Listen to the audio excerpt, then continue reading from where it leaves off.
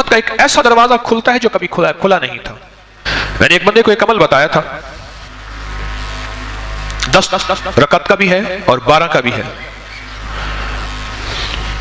ये बता रहा हूं, है जरा लंबा अमल, मुश्किल अमल है, लेकिन बता देता हूं। 3 दिन में फैसला करवा देता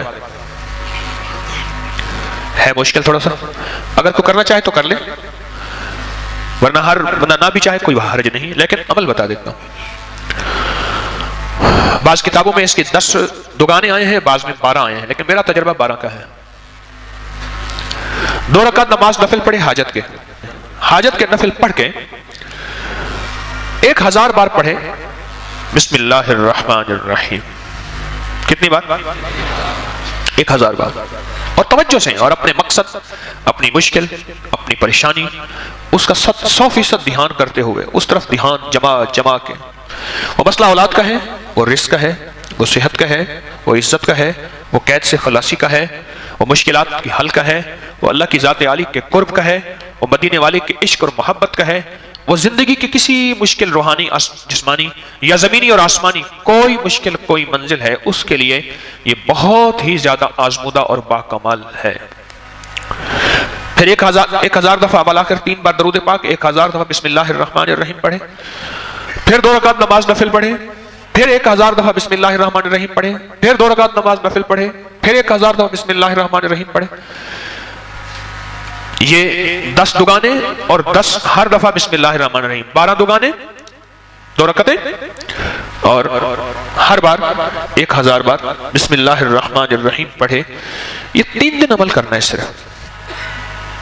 इसको तो मैंने, अल्लाह की तकदीर गालिब ना हो, मैंने तो इसको 3 दिन में फैसले होते देखे, अजब तासीर इसके अंदर देखी और अजब कमाल इसके अंदर देखा। अगर कोई हिम्मत, मेहनत, तवज्जो कर ले, वजू टूट जाए, नया वजू कर सकता है, बावजू तवज्जो से, ध्यान से, और ध्यान जमा के, जिसको मैं अक्सर एक अल्लाह वाले की बात अर्ज किया करता हूं, अल्लाह का जिक्र अल्लाह के ध्यान से, अल्लाह का जिक्र अल्लाह के ध्यान से, मैं अक्सर अर्ज किया करता हूं आपकी खिदमत में। इसको ध्यान जमा के करना है, खत्म करने का फिक्र नहीं करना, फैसला करवाने का फिक्र करना है। बड़ा फर्क है, फैसला करवाने का फिक्र करना। एक है कि बस उधर 12 दुगाने खत्म हो जाएं और उधर जो है 12000 दफा पढ़ लो।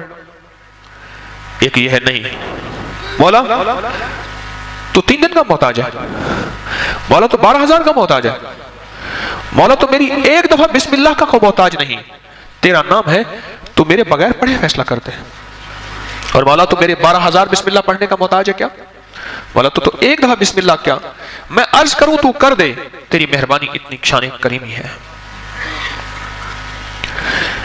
तो अमल तादाद पूरी करने का फिक्र ना हो, मेरी बात पे जरा गौर कीजिएगा, बल्कि कबूल होने का फिक्र हो, महबूब होने का फिक्र हो, मकबूल होने का फिक्र हो, इसका फिक्र ज्यादा हो, और बहुत ज्यादा इसका फिक्र हो।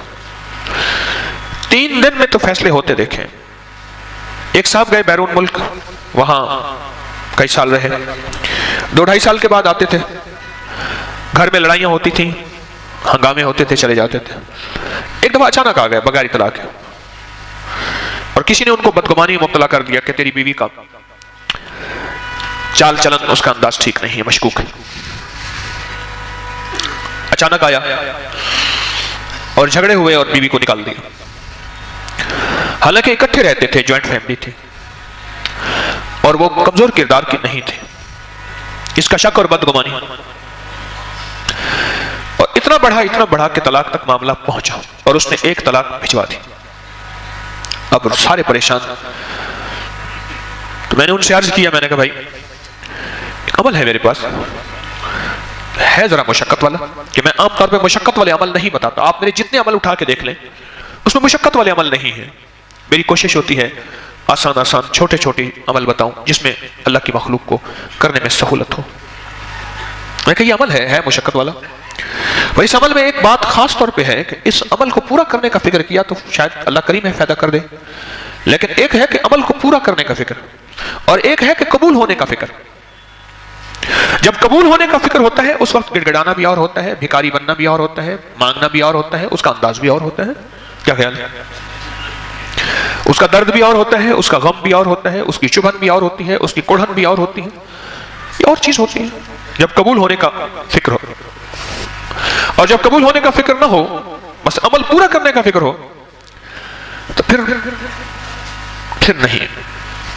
एक तलाक भेज दी और बाकी तलाकों के लिए उन्होंने पहले से अमल करना शुरू कर दिया। रुजू हुआ, बसे, उनके बच्चों के आज बच्चे हैं, उनके बच्चों के बच्चे हैं।